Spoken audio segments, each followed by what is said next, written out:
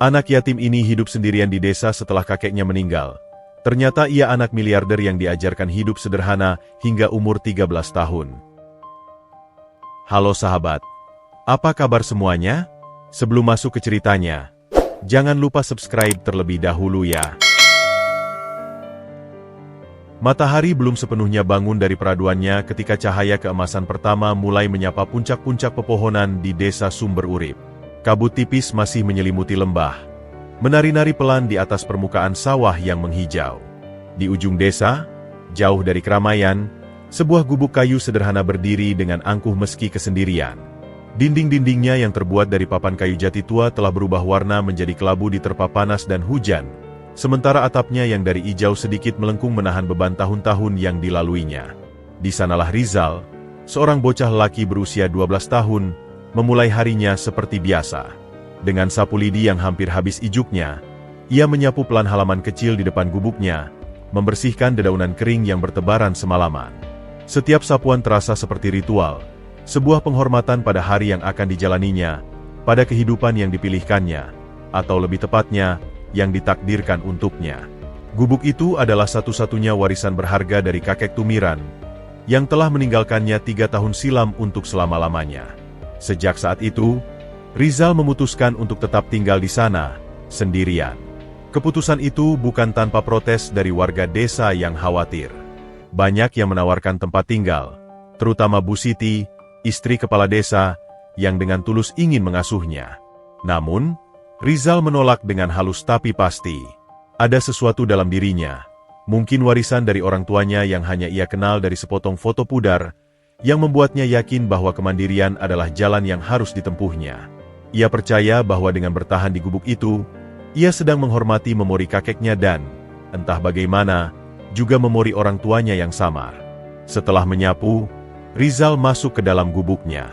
Ruangan itu kecil, hanya berisi sebuah dipan kayu sederhana yang telah menjadi tempat tidurnya sejak ia kecil, sebuah meja kayu pendek yang penuh dengan coretan-coretan pelajaran sekolah, dan sebuah lemari kecil yang menyimpan pakaiannya yang sangat terbatas. Di sudut ruangan, terdapat sebuah kompor minyak tanah tua yang setia menemaninya memasak nasi dan lauk pauk sederhana. Namun, harta karunnya yang paling berharga tersimpan di laci kecil meja kayunya, sebuah foto lama yang sudah menguning dan pudar. Foto itu menunjukkan sepasang suami istri dengan wajah ramah dan penuh kasih sayang, memeluk erat seorang bayi. Itulah satu-satunya petunjuk visual yang ia miliki tentang orang tuanya.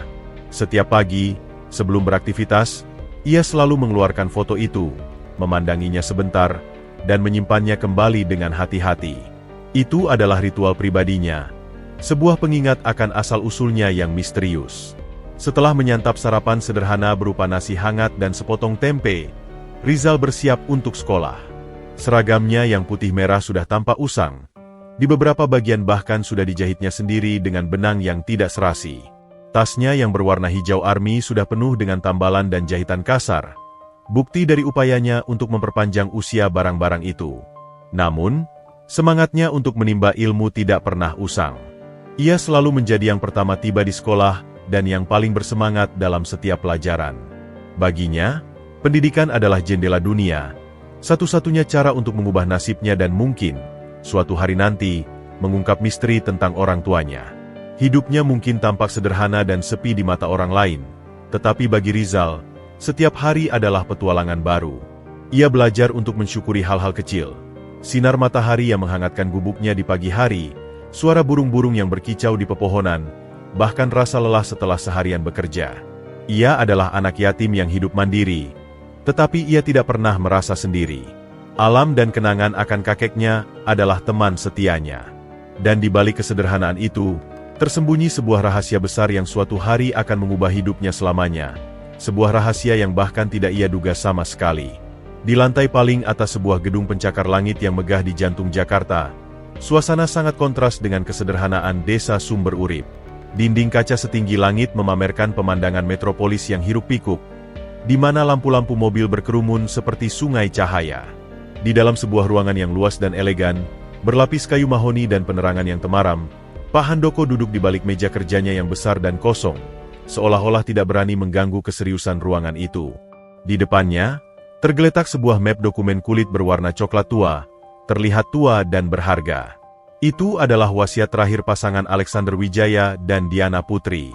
Tangannya, yang biasanya terlihat mantap memegang pena atau mengetik dengan lincah, kini terasa gemetar ringan saat ia membuka map tersebut. Suara gesekan kulit yang halus terasa nyaring dalam kesunyian ruangan. Setiap halaman yang ia balik adalah sebuah bab dalam tragedi keluarga yang ia cintai. Alexander dan Diana bukan hanya klien bagi Handoko, mereka adalah sahabat dekatnya sejak masa kuliah. Ia masih bisa mengingat tawa mereka, semangat mereka dalam membangun bisnis, dan yang paling mereka banggakan, cahaya mata mereka, Rizal. Wasiat itu jelas dan tegas, ditulis dengan bahasa hukum yang tidak menyisakan ruang untuk interpretasi ganda. Seluruh kekayaan pasangan miliarder itu, yang membentang dari perkebunan kelapa sawit, perusahaan teknologi, hingga properti mewah, tidak boleh disentuh oleh putra mereka, Rizal, sampai ia genap berusia 13 tahun. Syaratnya lebih mengejutkan. Rizal harus hidup mandiri, jauh dari kemewahan dan pengaruh kekayaan keluarganya, tanpa mengetahui identitasnya yang sebenarnya. Tujuannya mulia tetapi terasa kejam bagi Handoko. Mereka ingin Rizal tumbuh dengan memahami nilai kerja keras, kejujuran, dan kerendahan hati, nilai-nilai yang mereka percaya sebagai fondasi terpenting dalam hidup. Selain dokumen wasiat yang formal, ada satu amplop lain yang disegel dengan lak merah. Di atasnya, tertulis dengan tulisan tangan Diana yang elegan. Untuk putra kami tersayang, Rizal. Harap dibuka pada hari ulang tahunnya yang ke-13. Handoko mengangkat amplop itu, merasakan beratnya yang tidak hanya secara fisik. Ia tahu, di dalamnya pasti berisi kata-kata terakhir seorang ibu dan ayah untuk anak mereka, penuh dengan penjelasan, permintaan maaf, dan yang pasti, cinta yang tak terbatas. Tanggung jawab untuk menjaga rahasia ini terasa sangat besar di pundaknya. Tiba-tiba, ketukan pintu yang lembut membuyarkan konsentrasinya. "Masuk," sahutnya. Suaranya sedikit serak. Seorang pria lain dengan kemeja rapih dan berkacamata masuk. Itu adalah Pak Yusuf, notaris senior yang juga merupakan saksi utama dan eksekutor bersama wasiat tersebut. Wajahnya mencerminkan kecemasan yang sama. "Sudah baca lagi semuanya, Handoko?" tanya Pak Yusuf, duduk di seberang meja. Handoko menghela napas panjang. "Sudah, Yus." Setiap kali membacanya, rasanya seperti ditampar. Memikirkan Rizal yang hidup sendirian di desa, sementara kita di sini duduk di atas kekayaan yang bisa mengubah hidupnya dalam sekejap. Ia menggeleng. "Terkadang, aku merasa ini terlalu keras untuk seorang anak."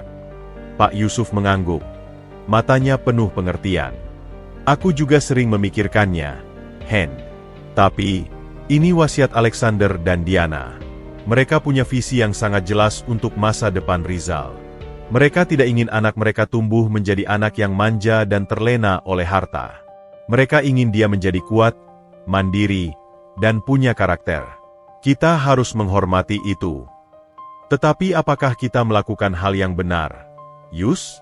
Diam-diam mengawasinya dari jauh. Membiarkannya berpikir bahwa dia tidak memiliki siapa-siapa, itu terasa kejam.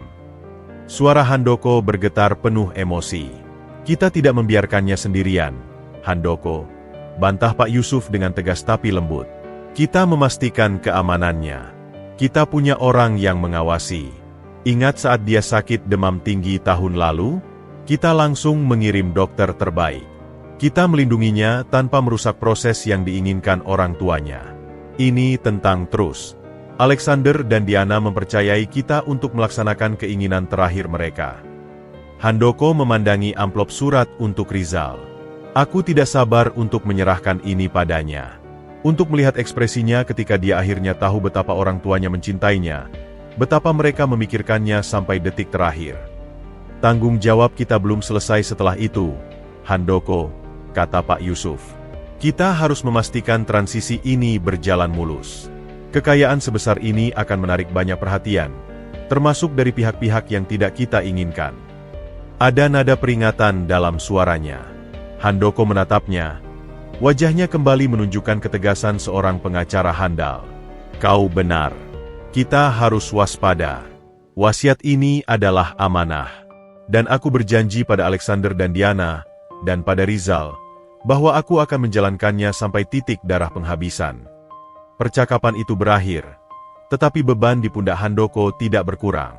Ia menyimpan kembali dokumen-dokumen itu ke dalam berangkasnya, mengunci rapat-rapat rahasia keluarga yang suatu hari nanti akan mengubah hidup seorang anak desa yang tidak menyangka bahwa kesederhanaan yang dijalaninya adalah bagian dari rencana besar penuh cinta.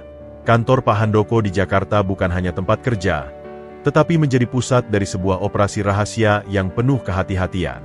Di salah satu sudut ruangannya, tersembunyi di balik sebuah lukisan besar, terpasang sebuah peta digital canggih yang memetakan wilayah sekitar desa Sumber Urip dengan detail yang mencengangkan.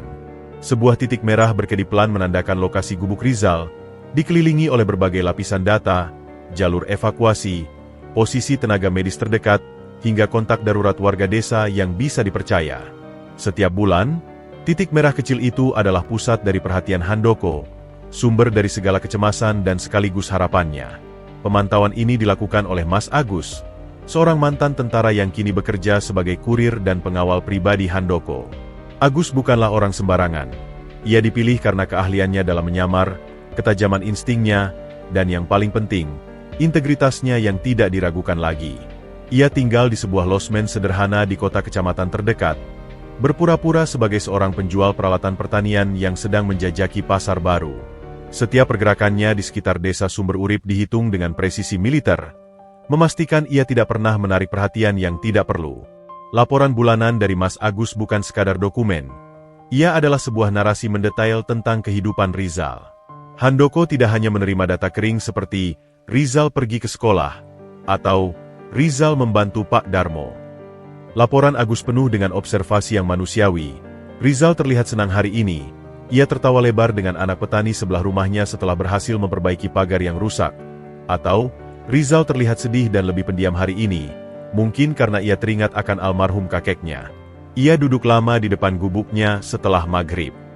Laporan-laporan ini yang membuat Handoko merasa terhubung dengan anak itu, merasa seperti seorang paman yang mengawasi dari jauh. Suatu sore, Handoko menerima panggilan darurat dari Agus melalui saluran komunikasi terenkripsi mereka. Suara Agus terdengar tegang, berbeda dari biasanya yang selalu tenang dan terkendali. "Pak Handoko, ada situasi," lapor Agus, nadanya rendah dan cepat. "Rizal demam tinggi. Sudah 2 hari. Ia mencoba menyembunyikannya, tetapi saya lihat dari wajahnya, dan ia hampir terjatuh saat mengambil air dari sumur." Handoko langsung berdiri, jantungnya berdebar kencang. "Apa? Kenapa tidak laporkan lebih awal?" tanyanya, mencoba menahan panik. "Saya baru yakin hari ini, Pak. Dia anak yang kuat, biasanya masih terlihat aktif meski tidak sehat. Tapi hari ini, kondisinya drop. Saya khawatir ini demam berdarah atau tipus. Fasilitas kesehatan di desa terbatas. Kita tidak bisa mengambil risiko. Protokol darurat. Jalankan sekarang," perintah Handoko. Suaranya tidak lagi berisi keraguan, tetapi penuh ketegasan seorang jenderal yang memimpin pasukan.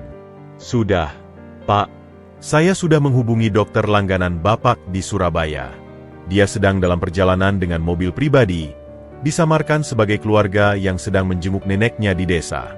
Peralatan medis dasar sudah saya siapkan di posko sementara. Saya juga sudah menyarankan kepada kepala desa melalui percakapan tidak sengaja di warung bahwa mungkin ada relawan kesehatan dari kota yang sedang berada di daerah ini dan bisa dimintai tolong." "Bagus. Bagus sekali, Agus. Pastikan semuanya berjalan alami. Tidak boleh ada yang mencurigai ini ada kaitannya dengan saya atau keluarga Wijaya." Handoko menarik napas dalam. "Dan bagaimana kondisi Rizal sekarang?" tanyanya. Suaranya kembali lembut, penuh kekhawatiran. "Tenang, Pak. Saya sudah menyelinap dan meninggalkan jamu tradisional dan paracetamol di depan pintunya, seolah-olah dari tetangga. Istri kepala desa, Bu Siti, yang kebetulan lewat, melihatnya dan membawakan jamu itu untuk Rizal. Sekarang ia sudah minum obat dan sedang beristirahat. Dokter akan tiba dalam 3 jam untuk memeriksa lebih lanjut secara diam-diam." Handoko menghela napas lega, tetapi rasa bersalahnya masih membara. "Ini salah saya, Agus. Saya harusnya lebih waspada. Anak seusianya tidak seharusnya menghadapi ini sendirian." "Bapak tidak salah, Pak Handoko," balas Agus. Suaranya meyakinkan. "Kita menjalankan amanah. Dan kita tidak membiarkannya sendirian. Kita melindunginya, meski dari balik layar. Lihat saja, dalam hitungan jam, dokter spesialis dari kota sudah akan mendatanginya, sesuatu yang bahkan tidak bisa didapatkan oleh banyak orang di sini. Itu bukti bahwa kita selalu menjaganya. Percakapan itu pun berakhir. Handoko memandangi titik merah yang masih berkedip di peta digitalnya. Ia membayangkan Rizal, sedang terbaring lemah di depan kayunya, tanpa tahu bahwa ada begitu banyak orang yang bekerja siang dan malam untuk menjaganya tetap aman. Rasa khawatirnya bercampur dengan sebuah keyakinan baru. Wasiat Alexander dan Diana mungkin terasa kejam, tetapi sistem perlindungan yang mereka percayakan pada Handoko berjalan dengan sempurna. Mereka tahu sahabat mereka akan memastikan putra mereka tidak akan benar-benar sendiri. Malam itu, Handoko tidak pulang ke rumah. Ia tidur di sofanya, menunggu laporan berikutnya dari Agus, siap siaga untuk mengeluarkan perintah apapun yang diperlukan untuk melindungi anak yang tidak tahu bahwa ia adalah pusat dari sebuah dunia rahasia yang sangat besar. Sementara ketenangan dan perlindungan tak terlihat menyelimuti kehidupan Rizal di desa, sebuah badai lain tengah mengumpulkan awan gelap di Jakarta. Di dalam sebuah klub eksklusif yang tersembunyi di kawasan Menteng, suasana mewah dan aroma cigar mahal berbaur dengan desis bisikan-bisikan yang penuh intrik. Disinilah Ronald Wijaya, adik dari almarhum Alexander, menghabiskan sorenya, bukan untuk bersantai, tetapi untuk merencanakan sebuah gerakan yang didorong oleh keputusasaan dan keserakahan. Ronald adalah kebalikan dari kakaknya. Jika Alexander adalah visioner yang membangun kerajaannya dari bawah dengan kerja keras dan integritas, Ronald adalah spekulan yang ingin segalanya instan. Investasi-investasi cerobohnya di sektor properti dan cryptocurrency telah menghancurkan keuangannya. Kini, ia terjebak dalam utang yang dalam kepada orang-orang yang tidak segan menggunakan kekerasan. Matanya, yang biasanya bersinar dengan kesombongan, kini dipenuhi kegelisahan dan ketakutan. Namun, di balik ketakutan itu, tersimpan sebuah keyakinan liar. Kekayaan kakaknya tidak mungkin hilang begitu saja. Pasti ada wasiat, pasti ada ahli waris, dan pasti ada cara untuk mendapatkannya. Aku tahu Handoko menyembunyikan sesuatu, gerutunya pada seorang rekannya yang duduk di seberangnya, seorang bankir yang dikenal licik. Dia terlalu sering menghilang, terlalu tertutup soal aset-aset Alexander yang terakhir. Itu bukan perilaku seorang eksekutor wasiat yang sudah selesai. Rekannya itu, Bima, bukan investigator yang sama, menyentuh abu cigarnya dengan santai. Tapi Ronald, menantang Handoko itu seperti main dengan api. Dia pengacara terbaik di kota ini. Dia pasti sudah menutup semua celah hukum dengan rapi. Hukum, sela Ronald dengan nada menghina. Hukum hanya berlaku bagi mereka yang tidak punya uang atau kepintaran untuk memutarnya. Aku butuh leverage. Aku butuh sesuatu, atau seseorang, yang bisa memaksa Handoko untuk membuka mulutnya. Gagasan itu, yang sudah lama terpendam, kini menjadi obsesi yang membara. Siapa ahli warisnya? Apakah anak itu, Rizal, benar-benar tewas bersama orang tuanya? Ataukah dia masih hidup di suatu tempat, terlindungi oleh tangan-tangan tak terlihat yang dikendalikan Handoko? Keesokan harinya, di kantornya yang berantakan dan hampir disita, Ronald memanggil asisten pribadinya yang setia, seorang wanita muda bernama Maya. Maya, aku butuh kamu untuk mencari seseorang. Investigator swasta yang terbaik. Bukan yang biasa. Aku butuh yang bisa menyelam sangat dalam, yang tidak keberatan melangkahi garis abu-abu, dan yang paling penting, yang bisa dibeli. Perintah Ronald, matanya berbinar dengan tekad baru. Maya, yang sudah terbiasa dengan permintaan aneh bosnya, hanya mengangguk. Ada beberapa nama, Pak, tapi yang terbaik, mungkin Bima Santoso. Dia mantan Intel, punya koneksi luas, dan tarifnya sangat mahal. Jaminkan apapun yang dia minta. Jadwalkan pertemuan. Aku ingin bertemu dengannya hari ini juga. Potong Ronald dengan tidak sabar. Pertemuan itu terjadi di sebuah gudang tua di kawasan pelabuhan Tanjung Priok, tempat yang sengaja dipilih untuk kerahasiaannya. Bima Santoso hadir tepat waktu. Ia seorang pria berbadan tegap, dengan tatapan dingin yang bisa menembus soul. Ia tidak banyak bicara, hanya mendengarkan Ronald yang berbicara dengan penuh semangat dan sedikit paranoid. Aku yakin keponakanku, Rizal, masih hidup. Handoko menyembunyikannya. Aku ingin kau menemukan anak itu. Dimanapun dia berada. Aku adalah pamannya, keluarga darah terdekatnya. Aku berhak tahu. Aku berhak melindunginya, ujar Ronald, mencoba menyembunyikan niat sebenarnya di balik topeng kepedulian keluarga. Bima menyilangkan tangannya, mempelajari Ronald dengan cermat. Menemukan seseorang yang sengaja disembunyikan oleh orang seperti Handoko bukan hal mudah. Butuh sumber daya besar, dan resikonya tinggi. Hukumannya berat jika ketahuan. Aku tidak peduli dengan biaya, dan aku tidak peduli dengan resiko. Hardik Ronald, ujung-ujung jarinya mengetuk-ngetuk meja kayu yang berdebu. Aku butuh anak itu ditemukan. Apa yang kau butuhkan, akan aku berikan. Namaku saja masih punya weight di kota ini. Bima terdiam sejenak, seolah menimbang-nimbang. Baik, akhirnya ia berkata, saya akan mengambil pekerjaan ini. Tapi ada syaratnya. Pembayaran di muka 50%. Tidak ada nama saya yang muncul di dokumen apapun. Dan saya bekerja dengan cara saya sendiri. Anda tidak ikut campur. Ronald setuju dengan gegap gempita, seolah sudah memenangkan separuh pertempuran. Ia mengulurkan tangannya untuk bersalaman, tetapi Bima hanya mengangguk dingin. Ia bukan tipe orang yang mudah dibeli. Ia adalah tipe orang yang memilih untuk dibayar mahal, dan Ronald adalah orang yang tepat untuk dibayari. Setelah Bima pergi, Ronald berdiri sendirian di dalam gudang yang gelap. Sebuah senyum tipis mengembang di bibirnya.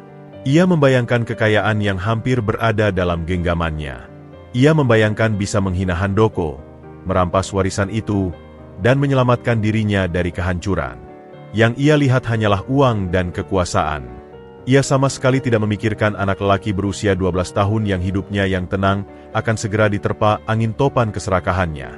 Bagi Ronald, Rizal hanyalah sebuah pion, sebuah tiket untuk menyelamatkan dirinya sendiri. Ia tidak tahu, atau tidak peduli, bahwa permainannya ini akan membawanya berhadapan tidak hanya dengan Handoko, tetapi juga dengan sebuah desa yang akan bersatu melindungi salah satu dari mereka. Bima Santoso tiba di desa Sumber Urip dengan kedok yang ia buat dengan cermat. Seorang peneliti antropologi dari Universitas Indonesia yang sedang meneliti tradisi bertani masyarakat Jawa di daerah pegunungan. Mobil pick-up tua yang ia kendarai penuh dengan perlengkapan lapangan, kamera, buku catatan tebal, bahkan beberapa sampel tanah yang ia bawa untuk memperkuat alibinya. Penampilannya ia sesuaikan, kemeja linen yang sedikit kusut, celana kargo, dan topi safari yang membuatnya terlihat seperti akademisi yang tenggelam dalam pekerjaannya. Hari-hari pertamanya diisi dengan aktivitas yang ia rekam dengan teliti. Ia mengunjungi balai desa, mewawancarai para sesepuh, dan menghadiri pertemuan-pertemuan warga sambil berpura-pura tertarik pada pola tanam dan ritual pertanian. Namun, matanya yang terlatih terus mengamati, mencari seorang anak laki-laki berusia sekitar 12 tahun yang sesuai dengan deskripsi yang diberikan Ronald.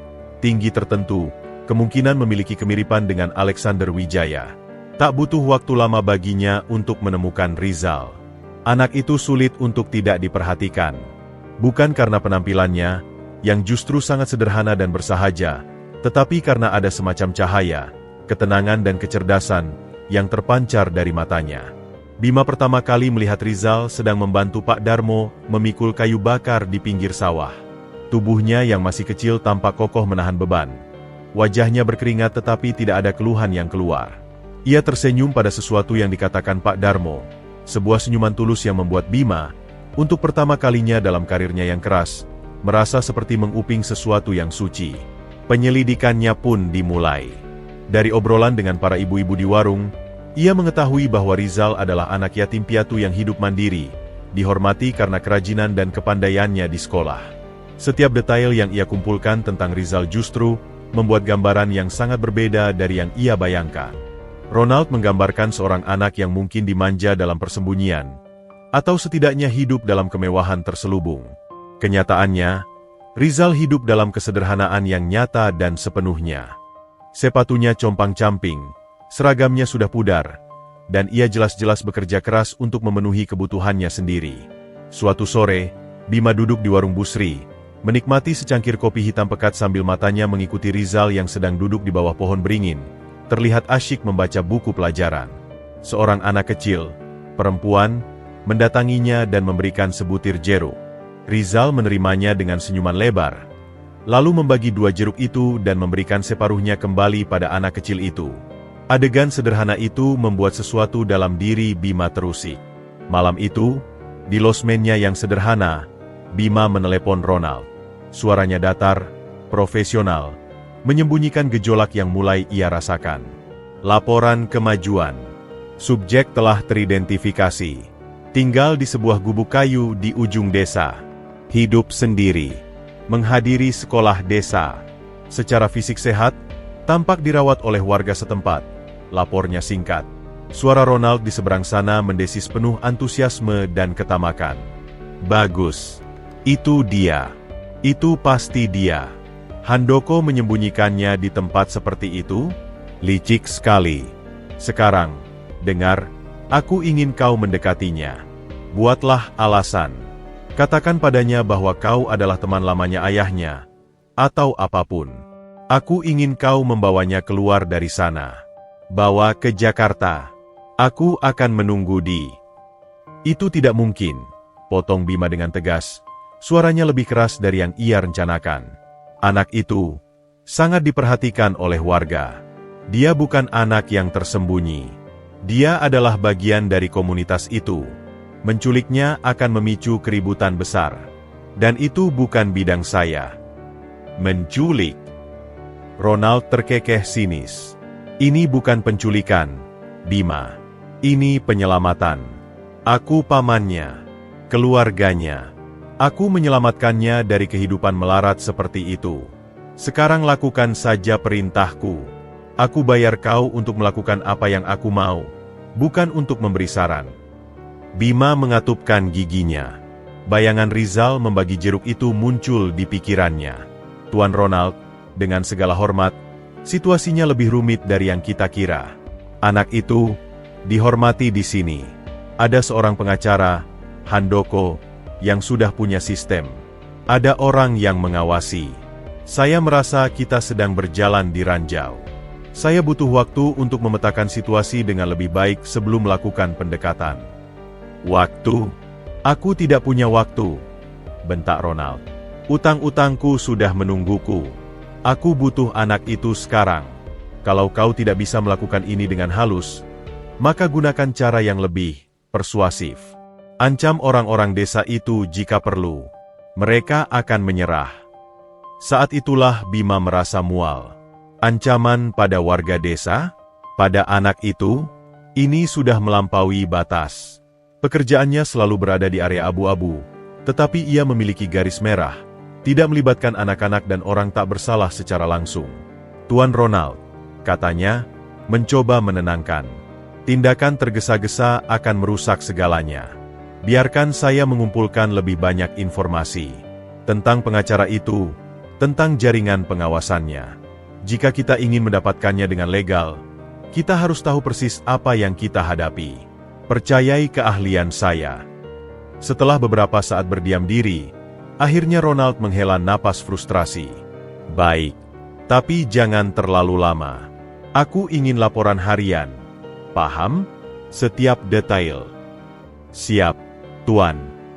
Begitu panggilan berakhir, Bima melemparkan ponselnya ke atas kasur.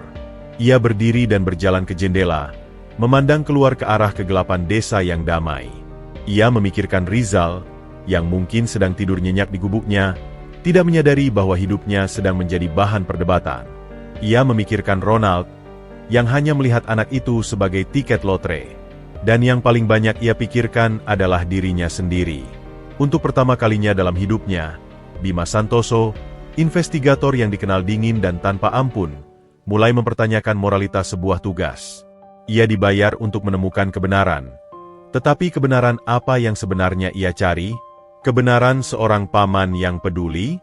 Atau kebenaran tentang seorang anak yang justru lebih kaya secara manusiawi dibandingkan pria yang menyewanya?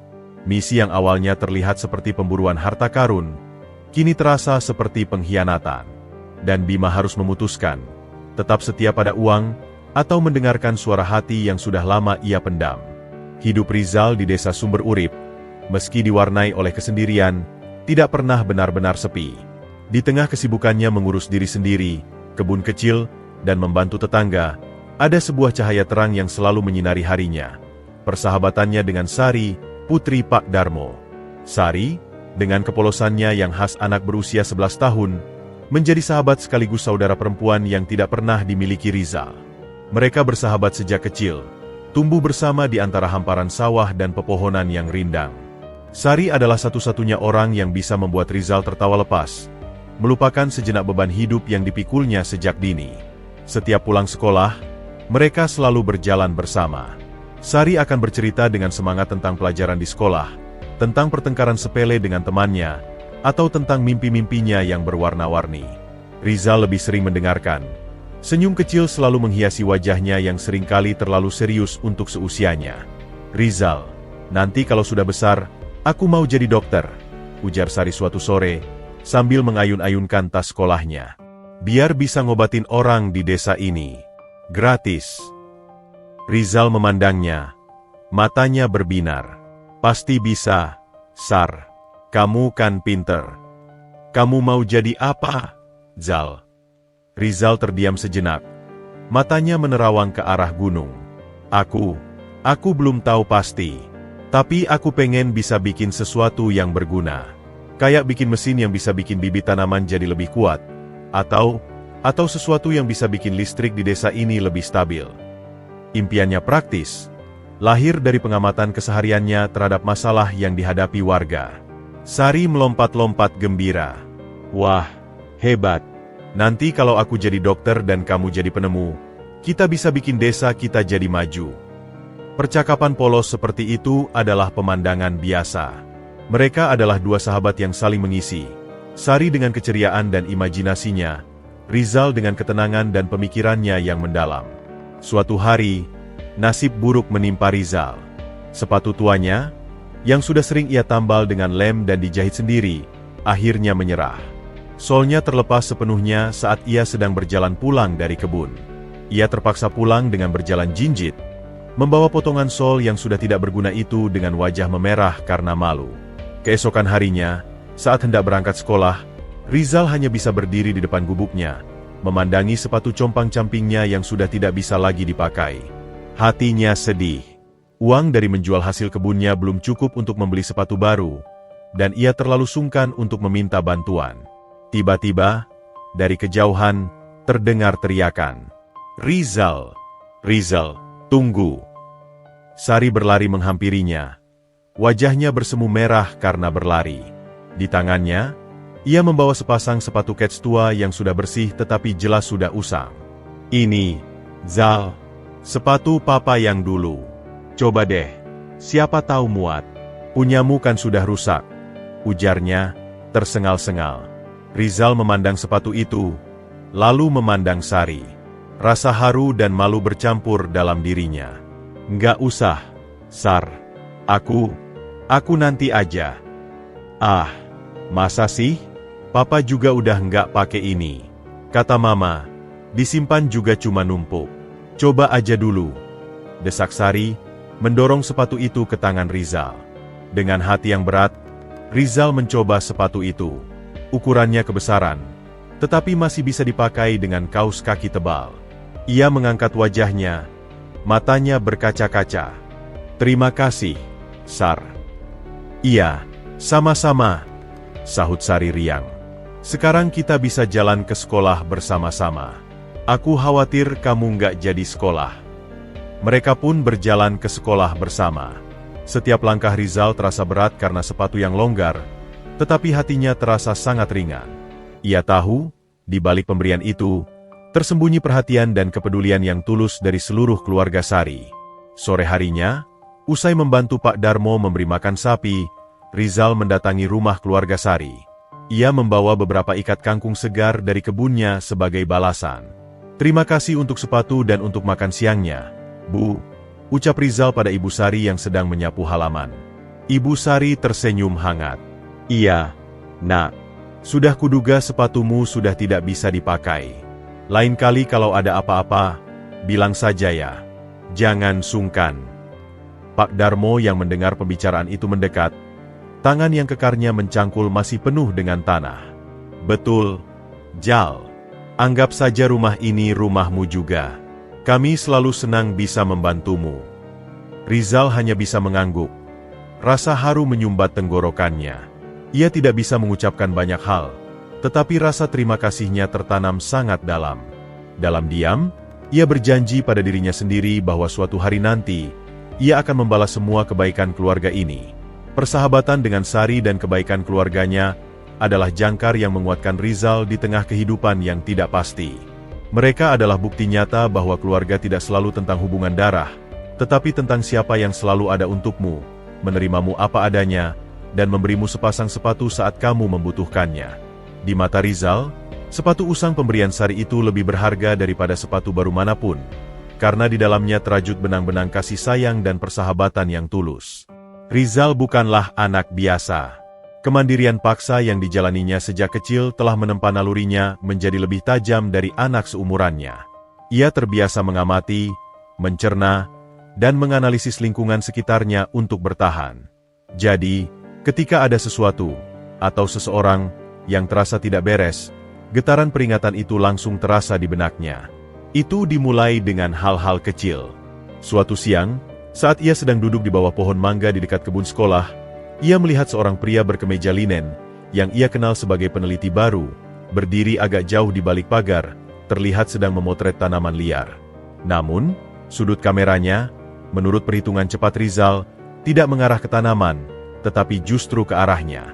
Rizal pura-pura tidak tahu, tetapi ia mengingat wajah pria itu. Dingin, penuh perhitungan, tidak seperti wajah peneliti lain yang biasanya penuh keheranan atau kekaguman. Kemudian, ada mobil pick-up tua berwarna silver yang beberapa kali ia lihat melintas perlahan di jalan tanah depan gubuknya. Tidak pernah berhenti, hanya melintas, kadang sekali dalam 2 hari, kadang 2 hari berturut-turut. Pengemudinya selalu terlihat sama. Topi baseball menutupi sebagian wajah, tetapi postur tubuhnya tegap dan waspada.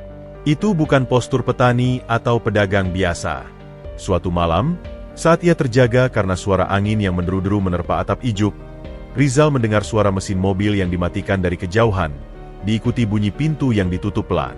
Suara itu terlalu hati-hati untuk ukuran malam yang sudah larut di desa yang biasanya sunyi. Jantungnya berdebar kencang. Dengan sangat pelan, ia mengintip dari celah-celah dinding kayu gubuknya. Di kejauhan, di balik rumpun bambu, ia melihat siluet seorang pria berdiri, hanya terdengar suara bisikan radio 2 arah yang sangat pelan. Pria itu tidak melakukan apa-apa, hanya mengamati, lalu pergi setelah beberapa menit. Keesokan harinya, Rizal menemui Sari di sekolah. Wajahnya murung dan pikirannya melayang-layang. "Kamu kenapa, Jal?" "Dari tadi melamun terus," tanya Sari saat istirahat, sambil menyodorkan sepotong singkong rebus. Rizal menerima singkong itu, tetapi tidak langsung memakannya. "Sar, kamu nggak merasa ada yang aneh akhir-akhir ini?" tanyanya, suaranya rendah. Sari mengernyit. "Aneh? Maksudnya apa?" "Orang-orang asing. Yang peneliti itu. Atau mobil yang lewat terus depan rumahku." Sari menggeleng. Matanya berbinar penuh keingintahuan. "Peneliti? Oh, yang pakai kemeja itu? Katanya dia mau neliti tanaman kita. Papa juga sempat diajak ngobrol." "Mobil? Aku nggak lihat. Kenapa? Ada apa?" Rizal menarik napas. Ia tidak ingin menakuti Sari, tetapi ia perlu berbagi kekhawatirannya. Aku merasa dia bukan cuma neliti tanaman, Sar. Beberapa kali aku lihat dia kayak, ngeliatin aku. Dan ada mobil yang lewat-lewat aja, kayak lagi ngawasin." Sari terdiam sejenak, lalu wajahnya berubah ceria, mencoba menghibur. "Ah, kamu kebanyakan mikir, Jal. Mungkin dia emang penasaran aja sama kamu. Kan kamu anak pinter, siapa tahu dia mau nawarin beasiswa," candanya. Tapi Rizal tidak terhibur. "Bukan begitu, Sar. Aku serius. Aku juga dengar suara orang dekat rumahku malam-malam. Aku jadi takut." Mendengar nada suara Rizal yang sungguh-sungguh dan ketakutan, canda Sari pun menghilang. Ia memandang wajah sahabatnya yang biasanya begitu tegar, kini terlihat keriput oleh kekhawatiran. "Emang kamu mau gimana?" tanyanya, Sekarang dengan suara yang lebih lembut. Aku cuma mau lebih hati-hati aja, jawab Rizal. Kalau ada orang asing yang nanya-nanya tentang aku, bilang aja kamu nggak tahu banyak. Dan, tolong jangan bilang siapa-siapa tentang foto yang aku punya. Itu rahasia aku. Sari mengangguk pelan, kini ikut merasa serius. Oke, Jal. Aku janji. Aku nggak akan bilang siapa-siapa. Ia meraih tangan Rizal. Kamu jangan takut. Nanti aku bilang papa untuk lebih sering lewat depan rumahmu. Kalau ada apa-apa, teriak aja. Pasti ada yang dengar.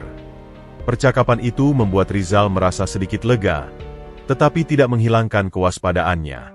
Sepulang sekolah, ia melakukan sesuatu yang belum pernah ia lakukan sebelumnya. Ia mengambil foto lama orang tuanya dari laci meja kayunya. Ia memandanginya lama, mencoba mengingat setiap detail wajah mereka yang sudah mulai memudar. Lalu, dengan hati-hati, ia membungkusnya dengan plastik, menguburnya di dalam kaleng bekas, dan menyembunyikannya di bawah sebuah batu besar di sudut kebun belakangnya. Tempat yang hanya ia sendiri yang tahu. Rasa takutnya bukan tanpa alasan. Ia pernah mendengar cerita tentang anak-anak yang diculik karena alasan tertentu. Atau mungkin ada keluarga jauh yang tiba-tiba ingin mengklaimnya, bukan karena sayang, tetapi karena motif jahat. Hidup sendiri telah mengajarkannya bahwa tidak semua orang baik, dan ia harus melindungi diri sendiri dan sedikit harta berharganya, kenangan tentang orang tuanya. Malam itu, Rizal tidur dengan pintu yang dikunci lebih rapat dari biasanya. Sebuah pisau kecil pemberalan kakeknya ia simpan di bawah bantalnya. Ia berjanji pada dirinya sendiri untuk lebih waspada. Setiap suara, setiap bayangan, setiap kehadiran asing akan ia catat dalam pikirannya. Ia mungkin hanya seorang anak desa yang hidup sederhana, tetapi ia memiliki insting bertahan hidup yang kuat. Dan instingnya sekarang berteriak bahwa ada sesuatu yang sedang mengintai, dan ia tidak akan membiarkan dirinya menjadi mangsa yang mudah.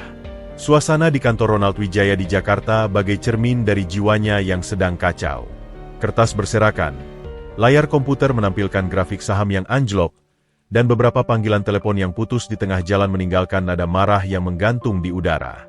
Bau cigar murah yang ia hisap dengan gusar menambah kesan muram ruangan itu. Kesabaran Ronald sudah mencapai titik puncaknya. Laporan-laporan dari Bima yang samar-samar dan penuh dengan permintaan waktu tambahan bagai minyak yang dituangkan ke bara amarahnya. Dia hanya mengulur-ulur waktu. Geram Ronald pada Maya, asistennya, yang berdiri kaku di depan mejanya dengan wajah pucat. Aku membayarnya mahal bukan untuk mendengar alasan. Aku ingin hasil. Aku ingin anak itu ada di sini. Sekarang juga. Maya mencoba tetap tenang. Tapi, Pak Ronald, Bima bilang situasinya rumit. Ada pengawasan. Dia khawatir. Aku tidak peduli dengan kekhawatirannya, bentak Ronald, memukul mejanya sehingga sebuah gelas bergetar. Aku yang membayarnya. Aku yang memberi perintah. Kalau dia tidak bisa melakukan pekerjaannya dengan baik, mungkin aku harus turun tangan sendiri. Mata Ronald berbinar dengan tekad gila. Gagasan itu, yang awalnya hanya sekilas, kini menjadi obsesi yang tak terbendung. Ia membayangkan dirinya, sang paman yang peduli, muncul di desa terpencil itu dan menyelamatkan keponakannya dari kehidupan melarat. Ia akan menjadi pahlawan, dan Rizal, yang masih polos dan haus kasih sayang, pasti akan percaya dan mau ikut dengannya ke Jakarta. Begitu sampai di Jakarta, ia akan dengan mudah memengaruhi anak itu untuk menandatangani dokumen-dokumen yang ia butuhkan. Tanpa pikir panjang, ia mengambil teleponnya dan memencet nomor Bima dengan jari yang gemetar. Bima, aku sudah muak dengan permainanmu. Sambutnya begitu telepon diangkat, suaranya mendesis seperti ular. Aku akan datang ke sana sendiri. Kau siapkan segalanya. Aku ingin bertemu dengan anak itu besok. Suara Bima di seberang terdengar tegang, mencoba menahan kekesalan. Tuan Ronald, itu langkah yang sangat tidak bijaksana. Kehadiran Anda justru akan menarik perhatian yang tidak diinginkan. Semua rencana kita bisa. Aku tidak butuh nasihatmu lagi, potong Ronald dengan kasar. Kau sudah gagal. Sekarang, kau hanya perlu melakukan apa yang aku perintahkan. Jadikan itu terjadi, atau kau akan melihat sisi burukku yang sebenarnya. Tanpa menunggu jawaban, Ronald melemparkan teleponnya ke sofa. Ia memandang Maya yang masih terdiam. Siapkan jet pribadi untuk besok pagi. Dan siapkan juga 2 orang bodyguard. Pilih yang persuasif. Sementara itu, di kantornya yang tenang, Handoko tiba-tiba merasa sebuah kegelisahan yang dalam. Sebuah firasat yang biasanya tidak pernah menipunya. Ia segera menelepon sumbernya di jaringan informasi yang ia miliki. Ada sesuatu yang terjadi dengan Ronald? Tanyanya singkat, tanpa basa-basi. Beberapa saat kemudian, wajah Handoko menjadi pucat. Apa? Dia memesan jet untuk Malang? Besok pagi. Tangannya mengepal. Terima kasih. Aku berhutang padamu. Begitu panggilan berakhir, Handoko langsung menelepon Mas Agus. Suaranya rendah dan mendesak. Agus, situasi berubah. Ronald, Paman Rizal, sedang dalam perjalanan ke sana. Dia datang sendiri. Kemungkinan besar besok dia akan tiba di desa. Di seberang telepon, Agus terdiam sejenak, mencerna informasi itu. Itu bencana, Pak. Dia akan mengacaukan segalanya. Apa yang harus kita lakukan? Kewaspadaan maksimum, perintah Handoko. Pikirannya berputar cepat. Aku ingin kau memastikan tidak ada yang terjadi pada Rizal. Perhatikan setiap orang asing yang mendekati desa. Dan, ia menarik napas dalam. Persiapkan skenario jika kita harus mengungkap semuanya lebih cepat dari rencana. Aku tidak akan membiarkan Ronald menyentuh Rizal. Baik, Pak. Saya akan perketat pengawasan. Tapi, Pak Handoko, Agus terdengar ragu. Jika Ronald benar-benar datang dan mengaku sebagai pamannya, bagaimana dengan Rizal? Dia anak yang cerdas, tetapi dia juga haus akan keluarga. Dia mungkin bisa terbujuk. Handoko menghela napas berat. Itulah yang paling ia khawatirkan. Kita harus percaya pada Rizal. Kita harus percaya bahwa nilai-nilai yang ditanamkan oleh kakeknya dan kehidupan desanya telah memberinya kemampuan untuk membedakan yang tulus dan yang palsu. Tugas kita adalah memastikan dia punya pilihan dan perlindungan, bukan memilihkan untuknya. Setelah menutup telepon dengan Agus, Handoko berdiri dan berjalan ke jendela. Kota Jakarta di bawahnya terlihat dingin dan tidak peduli. Pertarungan untuk masa depan seorang anak kecil sedang terjadi, dan garis batasnya telah digambar. Ronald, yang dipimpin oleh keserakahan, sedang menuju ke medan perang dengan keyakinan buta. Sedangkan Handoko, yang dipimpin oleh kesetiaan dan kasih sayang, harus menggunakan segala kecerdikan dan sumber dayanya untuk melindungi wasiat sahabatnya. Dia memandangi kota itu, bertekad untuk tidak membiarkan keserakahan merenggut masa depan Rizal. Perang diam-diam telah berubah menjadi konfrontasi terbuka, dan desa yang damai di Malang akan segera menjadi saksi dari pertempuran yang akan menentukan takdir seorang anak. Kedatangan Ronald Wijaya ke desa Sumber Urip bukanlah kedatangan yang tersembunyi. Ia tiba dengan sebuah SUV hitam berkilau yang terasa sangat asing dan mencolok di antara jalan tanah dan sawah yang hijau. Debu-debu beterbangan di belakang mobil, seperti protes alam terhadap kehadiran yang tidak harmonis itu. 2 bodyguardnya yang berkacamata hitam dan berbadan tegap turun lebih dulu, mengamati sekeliling dengan tatapan curiga yang membuat beberapa warga yang sedang bekerja di ladang berhenti dan memandang. Ronald sendiri turun dengan perlahan. Ia mengenakan setelan linen putih yang mahal, namun sudah terlihat kusut oleh perjalanan. Matanya yang berkaca-kaca, akibat kurang tidur dan mungkin terlalu banyak minum, menyipit menatap sinar matahari yang terik, memandangi gubuk Rizal di kejauhan dengan ekspresi campuran antara jijik dan kemenangan. Ini dia, tempat persembunyian itu. Rizal, yang sedang membantu Pak Darmo memilah biji-biji jagung di teras rumahnya, langsung merasakan ketegangan yang tiba-tiba. Ia melihat mobil itu, melihat orang-orang asing itu, dan hatinya berdesir kencang. Ia mengenali salah satu pria itu, yang berkemeja, yang mengaku peneliti. Tapi sekarang ia berada di belakang pria bersetelan mahal itu, seperti seorang prajurit di belakang jenderal. Dengan langkah yang pasti, Ronald berjalan mendekati pagar kayu rumah Pak Darmo. Senyum palsu yang dipaksakan terukir di wajahnya. Rizal, panggilnya. Suaranya berusaha lembut tapi terdengar serak dan tidak alami. Rizal Wijaya. Rizal membeku. Tidak ada yang memanggilnya dengan nama belakangnya seperti itu. Bahkan di sekolah, ia hanya dikenal sebagai Rizal. Ia berdiri, tangannya masih penuh biji jagung, matanya menatap lekat pada orang asing itu. "Ya, saya Rizal. Ada yang bisa saya bantu, Pak?" jawabnya. Suaranya sedikit bergetar tetapi penuh kewaspadaan. Ronald membuka pagar dan masuk tanpa diundang, diikuti oleh bodyguard-nya. Pak Darmo, yang mendengar pembicaraan itu, segera mendekat, cangkulnya masih dipegang erat. Wajahnya berkerut penuh pertanyaan. Akhirnya aku menemukanmu, Nak," ujar Ronald, berusaha terdengar haru. Tangannya terulur seolah ingin memeluk, tetapi Rizal mundur selangkah, menghindari sentuhannya. Ronald terkesiap, lalu memaksakan senyum yang lebih lebar. Aku adalah pamamu, Ronald Wijaya, adik dari ayahmu, Alexander." Rizal hanya memandangnya, tidak bereaksi. Jantungnya berdebar kencang. Ini dia, orang yang selama ini ia curigai. Tapi mengapa sekarang dia datang? Dan mengapa dengan cara seperti ini? "Ayah saya." Rizal akhirnya berbicara, suaranya datar. "Saya tidak kenal ayah saya." "Tentu saja tidak, Nak. Kamu masih sangat kecil ketika kecelakaan itu terjadi," kata Ronald, matanya berpura-pura berkaca-kaca. "Tapi aku telah mencari kamu kemana-mana, selama bertahun-tahun. Dan akhirnya, Tuhan mempertemukan kita." Pak Darmo kini sudah berdiri di samping Rizal, badannya yang besar seperti perisai. "Maaf, Pak, bisa saja Anda jelaskan maksud dan tujuan Anda?" "Rizal di sini hidup tenang. Kami tidak pernah dengar tentang ada keluarga yang mencari dia." Ronald memandang Pak Darmo dengan sebelah mata, sedikit merendahkan. "Ini urusan keluarga, Pak, bukan urusan orang lain. Rizal adalah keponakanku. Aku di sini untuk membawanya pulang, merawatnya, memberinya kehidupan yang layak. Bukan hidup seperti ini." Ia melirik sekeliling dengan ekspresi jijik yang nyaris tidak disembunyikan. Sikap itulah yang membuat Rizal semakin yakin bahwa sesuatu tidak beres. Orang ini tidak peduli padanya.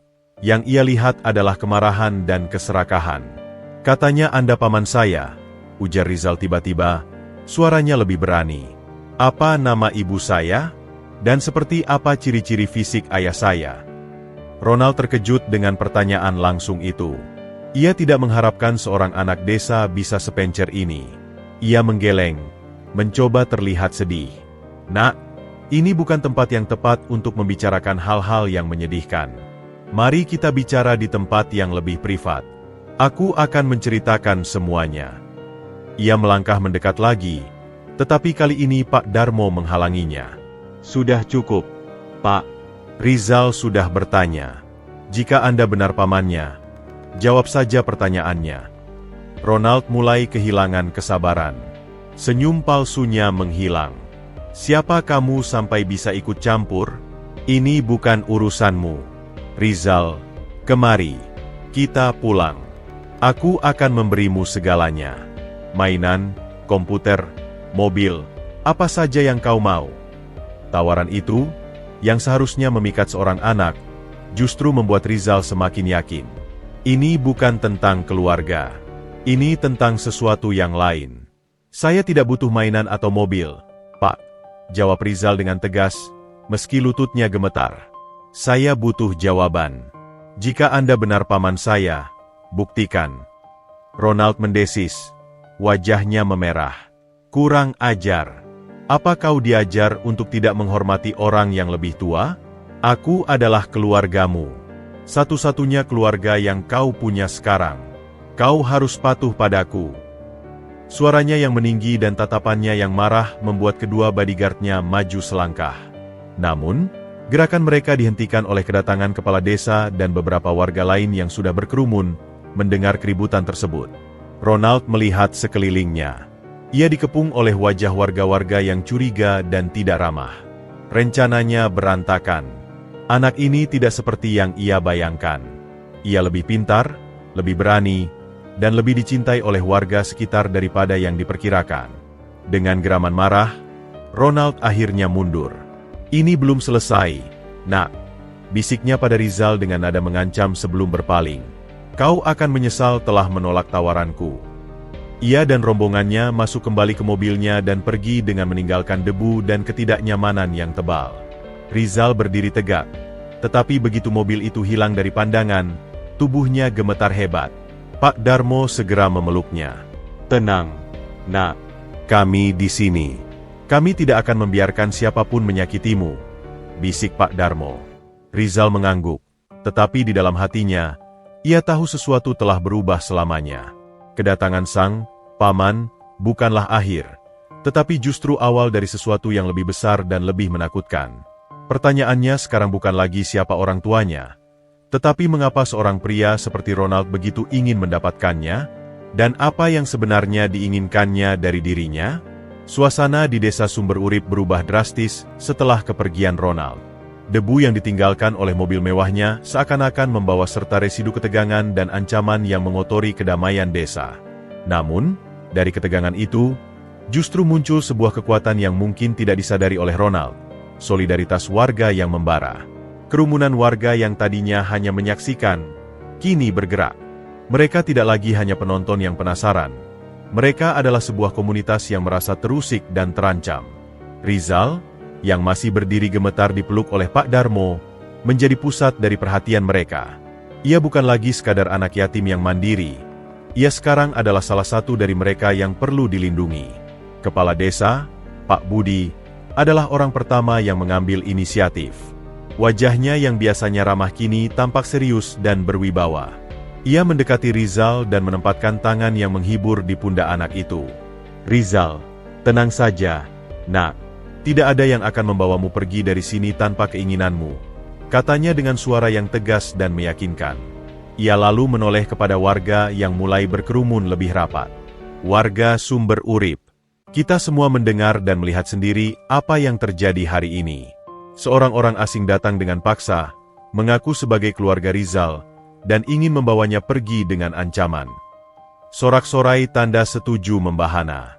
Beberapa ibu-ibu mendekat dan mengelus kepala Rizal, mencoba menenangkannya. Rizal adalah anak kita semua, teriak seorang petani dari belakang. Kita tidak akan biarkan orang kota yang sombong itu mengganggunya. Pak Darmo, yang masih memeluk Rizal, mengangguk dengan bangga. Betul, dia sudah seperti anak sendiri bagiku dan istriku. Siapapun orang itu, dia tidak bisa datang seenaknya dan mengancam Rizal. Rizal sendiri masih terdiam, matanya berkaca-kaca. Ia terharu. Selama ini, ia selalu berusaha keras untuk tidak merepotkan siapapun, untuk membuktikan bahwa ia bisa mandiri. Tapi sekarang, di saat ia merasa paling takut dan lemah, puluhan tangan terulur untuknya, tanpa diminta, tanpa syarat. Ibu-ibu, panggil Bu Siti, istri kepala desa, dengan suara lantang. Mulai besok, kita jadwalkan untuk selalu ada yang menemani Rizal. Antar jemput sekolah, temani dia saat di kebun, atau sekedar mampir ke gubuknya untuk memastikan semuanya baik-baik saja. Kita harus pastikan bahwa orang asing itu tidak punya kesempatan untuk mendekati Rizal sendirian. Usul itu disambut dengan semangat. Ibu-ibu segera berunding membuat jadwal piket. Beberapa bapak-bapak yang lebih muda dan kuat juga menawarkan diri untuk berjaga di pos-pos tertentu di ujung desa pada malam hari, mengawasi setiap kendaraan asing yang masuk. Kepala desa kemudian mendekati Rizal dan berjongkok agar pandangannya sejajar dengan anak itu. Rizal, dengarkan Pak Desa, kamu tidak sendirian. Seluruh warga desa di belakangmu. Tapi, untuk bisa membantumu, kami perlu tahu, apa yang sebenarnya terjadi, siapa orang itu, dan kenapa dia menginginkanmu. Rizal menarik napas dalam. Ia melihat sekeliling, melihat wajah-wajah yang penuh kepedulian dan kekhawatiran. Ia tahu ia tidak bisa menyembunyikan semuanya lagi. Perlindungan mereka adalah sebuah kepercayaan, dan kepercayaan harus dibalas dengan kejujuran. Dia bilang, dia paman saya. Adik dari ayah saya, jawab Rizal pelan. Tapi saya tidak percaya. Caranya tidak seperti keluarga. Dan selama ini, saya merasa ada yang mengawasi saya. Orang yang mengaku peneliti itu, saya sering lihat dia mengamati saya. Warga saling pandang. Kecurigaan mereka kini memiliki bentuk. Kalau begitu, kita harus lebih waspada lagi, kata Pak Darmo. Kepala desa, bagaimana kalau kita laporkan saja pada polisi? Orang asing datang mengancam anak di bawah umur. Itu kan sudah melanggar hukum. Pak Budi mengangguk. Ide bagus. Nanti sore aku akan ke kantor polisi sektor. Tapi, yang paling penting sekarang adalah Rizal merasa aman. Ia menepuk pundak Rizal. Nak, mau ikut tinggal di rumah Pak Desa dulu? Untuk sementara waktu, biar lebih aman. Rizal menggeleng kepala. Cepat. Terima kasih, Pak. Tapi saya lebih baik di rumah sendiri. Saya tidak ingin merepotkan. Dan, saya tidak ingin mereka berpikir saya takut. Sikapnya yang tetap mandiri meski dalam ketakutan membuat para warga semakin kagum dan semakin bertekad untuk melindunginya. Baik, kata Pak Budi akhirnya. Tapi kamu harus janji, kalau ada apa-apa, teriak atau lari ke rumah terdekat. Jangan melawan sendiri. Rizal mengangguk. Kali ini dengan senyum kecil pertama kalinya sejak kedatangan Ronald. Janji, Pak. Terima kasih. Terima kasih banyak semuanya. Suaranya bergetar, tetapi kali ini bukan karena takut, melainkan karena haru. Pada malam harinya, sebuah keajaiban terjadi. Beberapa pemuda desa dengan spontan mengatur sistem ronda tambahan, khususnya di sekitar gubuk Rizal. Seorang bapak tua yang biasa memperbaiki radio, malah memasang sebuah peluit tua di depan gubuk Rizal. Ini, nak, kalau ada apa-apa, tiup peluit ini sekuat-kuatnya. Pasti ada yang dengar. Rizal menerima peluit itu. Rasanya seperti menerima sebuah harta karun. Ia tidak lagi merasa sendirian. Seluruh desa telah menjadi keluarganya, bentengnya. Mereka mungkin tidak punya senjata atau mobil mewah, tetapi mereka punya sesuatu yang mungkin tidak dimiliki Ronald, kesatuan dan ketulusan. Sementara itu, dari balik jendela losmennya di kota kecamatan, Bima menyaksikan semua ini melalui teropongnya. Ia melihat warga berkumpul, melihat penjagaan yang ketat, dan melihat Rizal yang meski masih terlihat syok, tetapi sudah lebih tenang. Sebuah rasa kagum dan malu bercampur dalam dirinya. Ronald mungkin punya uang dan kekuasaan, tetapi di desa kecil ini, Rizal punya sesuatu yang jauh lebih berharga, sebuah rumah yang sebenarnya. Dan Bima mulai bertanya-tanya, pihak mana yang sebenarnya pantas ia dukung dalam pertarungan ini. Kegagalan Ronald di desa Sumber Urip meninggalkan rasa pahit yang membara dalam dirinya. Ia bukanlah orang yang terbiasa ditolak, apalagi oleh sekumpulan petani kampungan dan seorang anak yatim yang seharusnya bersyukur mendapat perhatiannya. Kemarahannya menemukan sasaran baru, Handoko. Pasti Handoko yang membocorkan rencananya, yang memperingatkan warga desa itu. Ia perlu menghadapi pengacara itu, menuntut jawaban, dan mengancamnya untuk membuka segala informasi yang disembunyikan. Tanpa basa-basi, Ronald menyuruh sopirnya melaju ke kantor Handoko di Jakarta. Wajahnya masih merah oleh amarah dan debu jalanan ketika ia menerobos masuk ruangan Handoko, mengabaikan sekretaris yang berusaha menghalanginya. Handoko, kau pikir kau bisa main-main denganku? Hardik Ronald, meninju meja kayu mahoni yang luas sehingga beberapa dokumen berhamburan. Handoko, yang sedang duduk dengan tenang menyelesaikan beberapa dokumen, bahkan tidak terkejut. Ia sudah mengharapkan kunjungan ini. Dengan gerakan halus, ia meletakkan pulpennya dan menatap Ronald dengan tatapan dingin yang kontras dengan amukannya. Ronald, silakan duduk. Marah-marah tidak akan menyelesaikan apapun, ujar Handoko, suaranya datar dan terkendali. Duduk? Duduk? Kau menyuruhku duduk setelah menghancurkan rencanaku? Kau yang memberitahu mereka, kan? Kau yang menyuruh para petani bodoh itu untuk melindungi anak itu, teriak Ronald, tetapi ia akhirnya menjatuhkan dirinya di kursi di seberang Handoko, napasnya masih tersengal-sengal. Handoko menyandarkan tubuhnya ke kursi, jari jemarinya menyentuh ujung-ujungnya. Aku tidak memberitahu siapapun, Ronald. Yang kau alami adalah konsekuensi alami dari caramu yang kasar dan arogan. Kau berjalan ke sebuah desa terpencil dengan mobil mewah dan bodyguard, mengharapkan semua orang akan tunduk padamu. Kau meremehkan mereka. Dan yang paling fatal, kau meremehkan Rizal. Ronald mencemooh. Rizal? Dia hanya anak kecil. Dia seharusnya berterima kasih aku mau mengakuinya. hidup dalam kemelaratannya itu. Sekilas, kemarahan menyala di mata Handoko, tetapi ia segera menahannya. Kau tidak mengenal Rizal sama sekali. Dia bukan anak kecil biasa. Dia telah belajar mandiri, bertahan hidup, dan membangun hubungan yang tulus dengan orang-orang di sekitarnya. Itu yang kau lihat hari ini, bukan perlindungan yang kuatur, tetapi kesetiaan yang diraihnya sendiri. Ronald menggelengkan kepalanya dengan tidak percaya. Aku tidak datang ke sini untuk mendengar ceramahmu tentang anak itu. Aku datang untuk memperingatkanmu. Serahkan padaku semua dokumen wasiat Alexander. Semua informasi tentang harta kekayaannya. Dan hentikan permainanmu menyembunyikan anak itu. Aku adalah keluarganya. Aku yang berhak. Handoko mendelik. Suaranya, yang biasanya tenang, kini berisi baja. Kau tidak berhak atas apapun, Ronald. Wasiat Alexander sangat jelas. Dan kau tahu itu. Kekayaan itu adalah untuk Rizal, dan hanya akan diaksesnya ketika ia berusia 13 tahun, setelah ia menjalani kehidupan mandiri seperti yang diinginkan orang tuanya.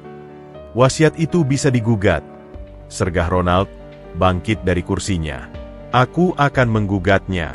Aku akan membawa pengacara terbaik dan membuktikan bahwa wasiat itu tidak sah, bahwa kau telah memanipulasinya.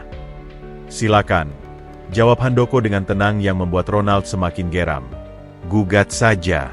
Tapi ingat, Ronald, aku adalah pengacara terbaik di kota ini. Aku yang menulis wasiat itu bersama Alexander. Setiap kata, setiap koma, telah dipikirkan matang untuk menghindari intervensi dari pihak-pihak yang tidak diinginkan. Tatapannya menusuk Ronald. Dan kau tahu siapa yang dimaksud. Ronald terdiam sejenak. Wajahnya pucat. Ia tahu Handoko bukanlah lawan yang mudah. Tapi kemarahan dan keputusasaannya lebih besar dari rasa takutnya.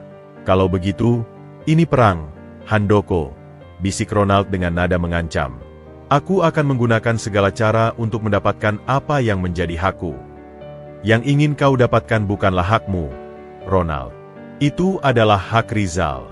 Dan selama napas masih ada di tubuhku, aku akan memastikan hak itu terlindungi. Balas Handoko, tidak goyah. Ronald memandangnya dengan kebencian yang dalam sebelum akhirnya berbalik dan meninggalkan ruangan dengan langkah marah, membanting pintu sekeras mungkin. Begitu sendiri, Handoko menghela napas berat. Tangannya gemetar sedikit. Konfrontasi itu lebih menegangkan dari yang ia tunjukkan. Ia tahu Ronald tidak akan berhenti.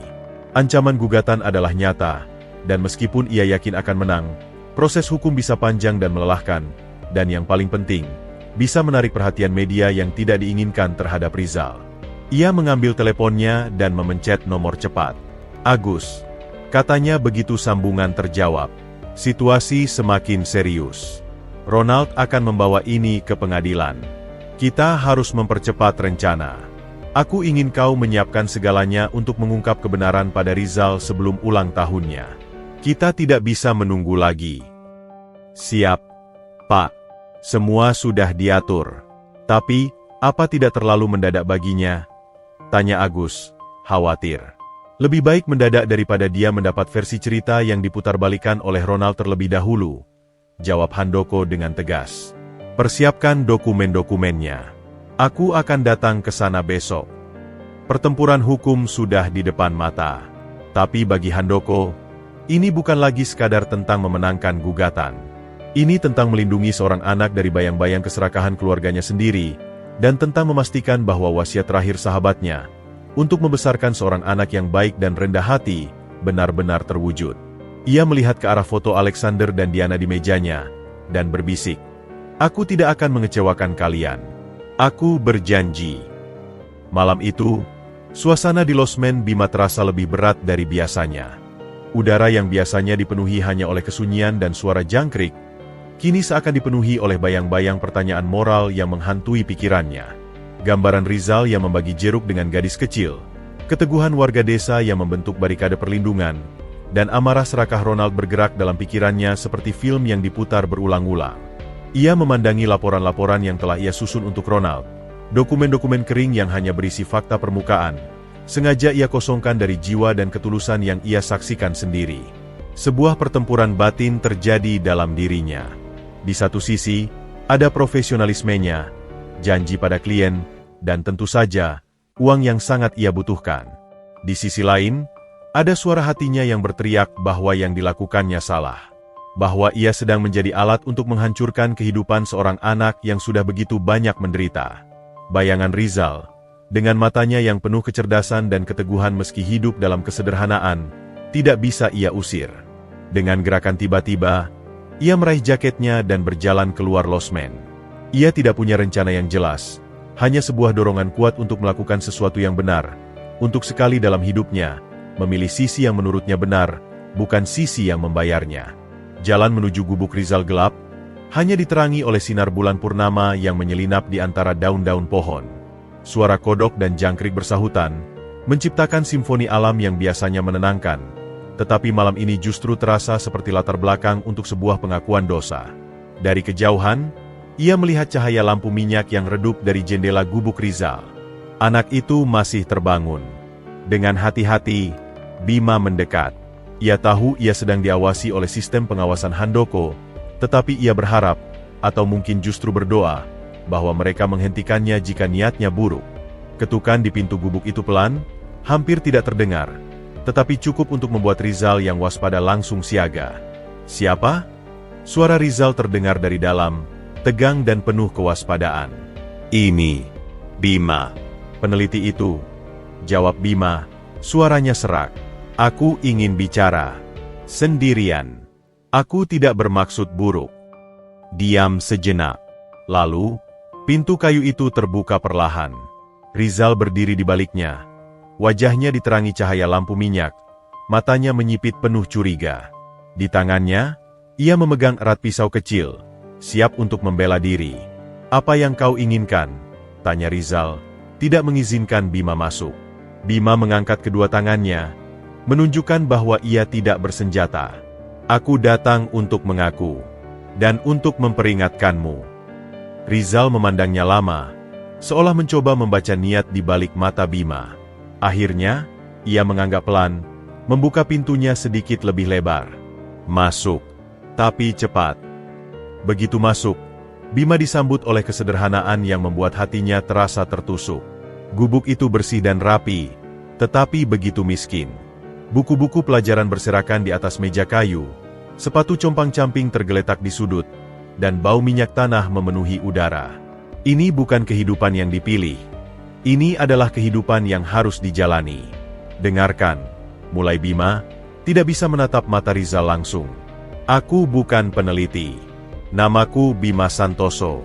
Aku adalah investigator swasta. Dan aku dibayar oleh seseorang untuk menemukanmu. Rizal tidak terkejut. Ia sudah menduga. Ronald, paman yang mengaku aku itu. Bima mengangguk, terkejut dengan ketenangan Rizal. Ya, Ronald Wijaya. Dia adalah adik dari ayahmu. Tapi, niatnya tidak baik. Rizal, dia tidak ingin menyayangimu atau merawatmu. Dia ingin menguasai harta warisan orang tuamu. Kata-kata itu menggantung di udara. Rizal terdiam, memproses. Warisan?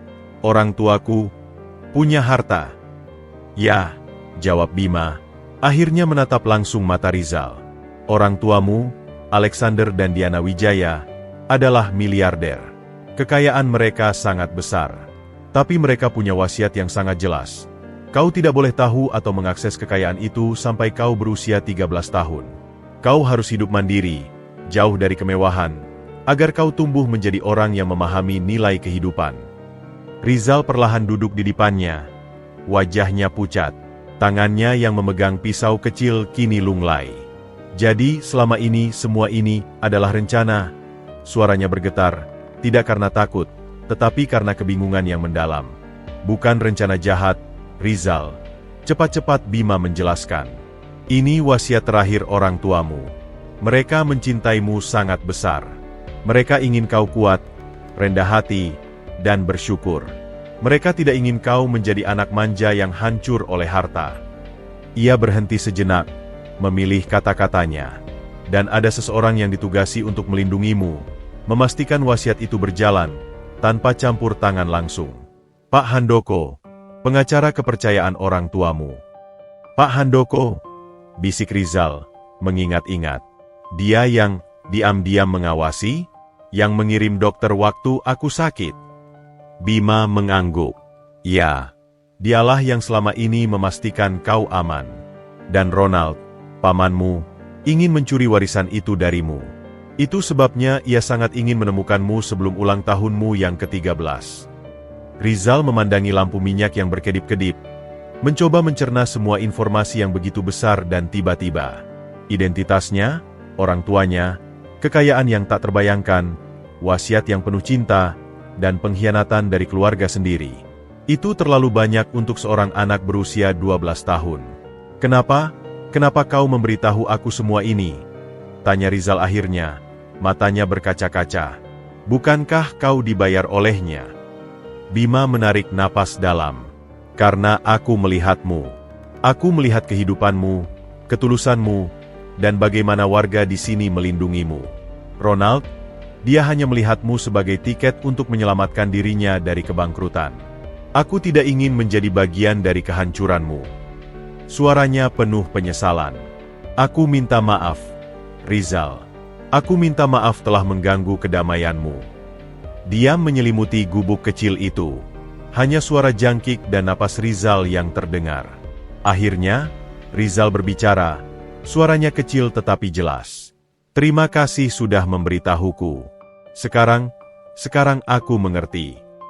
Bima mengangguk, merasa sedikit lega meski tahu ini baru awal dari badai yang akan datang. Ronald tidak akan berhenti. Dia akan membawa ini ke pengadilan. Kau harus siap. Dan, percayalah pada Pak Handoko. Dia ada di pihakmu.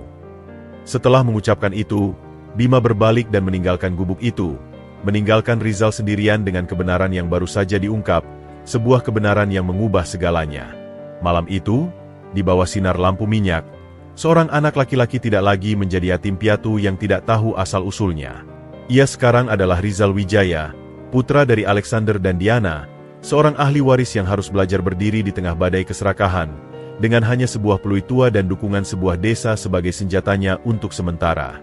Dan untuk pertama kalinya, ia benar-benar memahami mengapa ia harus mandiri, karena pertempuran yang sebenarnya baru saja dimulai. Keesokan harinya, suasana di desa Sumber Urip terasa berbeda. Kabar tentang pengakuan Bima telah menyebar secara diam-diam di antara warga inti yang melindungi Rizal, menciptakan gelombang keheranan, kemarahan, dan kekaguman yang campur aduk. Namun, semua itu mereda ketika sebuah mobil sedan hitam yang elegan namun tidak mencolok melintas pelan masuk ke desa, berhenti di depan gubuk Rizal. Pak Handoko pun tiba. Dia turun dari mobil dengan gerakan tenang namun penuh wibawa. Berbeda dengan kedatangan Ronald yang penuh kemarahan dan kesombongan, kedatangan Handoko terasa seperti hembusan angin sejuk yang menenangkan. Dia tidak sendirian. Pak Yusuf, sang notaris, ada bersamanya, membawa sebuah tas kulit yang tampak berat berisi dokumen-dokumen penting. Rizal, yang sudah menunggu dengan perasaan campur aduk antara cemas dan harap, berdiri di depan pintu gubuknya. Tangannya basah oleh keringat, dan jantungnya berdebar kencang. Pertemuan dengan Bima telah mempersiapkannya, tetapi pertemuan dengan Handoko terasa seperti sebuah titik balik yang tidak bisa dihindari. Rizal, sapa Handoko dengan suara yang dalam dan hangat, sangat berbeda dengan nada Ronald. Saya Handoko. Dan ini Pak Yusuf. Bisa kita masuk dan berbicara? Rizal mengangguk. Tidak mampu berkata-kata. Ia membuka pintu, mempersilakan mereka masuk ke dalam gubuk yang sederhana. Kontras antara kedua pria berjas rapi dengan lingkungan yang sangat bersahaja terasa nyata, tetapi tidak ada sedikitpun rasa jijik atau merendahkan di mata mereka.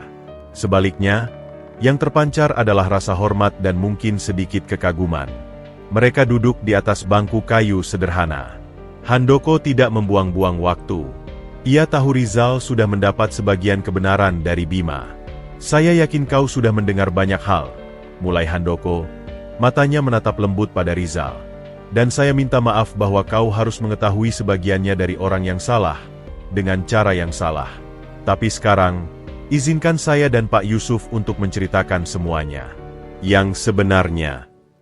Dengan hati-hati, Pak Yusuf mengeluarkan beberapa dokumen dari tasnya, surat wasiat resmi dengan segel dan stempel notaris, laporan keuangan yang ringkas namun mencengangkan, dan yang paling menyentuh, sebuah surat biasa dalam amplop yang sudah menguning, dengan tulisan tangan di atasnya. "Ini," kata Handoko, mengambil surat itu dengan penuh hikmat, "adalah surat terakhir dari orang tuamu, Rizal. Ditulis oleh ibumu, Diana, untukmu. Mereka memintaku untuk menyerahkannya padamu ketika kau berusia 13 tahun. Tapi, melihat situasi yang terjadi, kami rasa sekarang adalah waktunya." Dengan tangan yang gemetar, Rizal menerima amplop itu. Namanya tertulis di atasnya dengan tinta biru, tulisan yang elegan dan penuh kasih. Ia membukanya dengan pelan, takut merusak isinya. Di dalamnya, beberapa lembar kertas ditulis dengan tinta yang sama. "Untuk putra kami tersayang, Rizal." Demikian tulisan itu dimulai. "Jika kau membaca surat ini, berarti kau telah tumbuh menjadi anak yang kuat dan mandiri seperti yang kami harapkan. Maafkan mama dan papa karena tidak ada di sisimu, karena tidak bisa melihatmu tumbuh besar, tertawa, dan belajar." Air mata mulai menggenang di mata Rizal, tetapi ia terus membaca. "Papa dan mama mencintaimu lebih dari apapun di dunia ini. Dan karena cinta itu, kami membuat keputusan yang mungkin terasa berat bagimu, untuk menyembunyikan warisanmu hingga kau cukup dewasa untuk memahaminya. Kami tidak ingin kau tumbuh seperti banyak anak lain yang hancur oleh kekayaan, yang lupa bagaimana cara berjuang, bersyukur, dan berbagi. Kami ingin kau belajar nilai uang dari jerih payahmu sendiri, nilai persahabatan dari ketulusan, dan nilai keluarga dari mereka yang menerimamu apa adanya, bukan karena hartamu." Tetesan air mata pertama jatuh, membasahi kertas itu.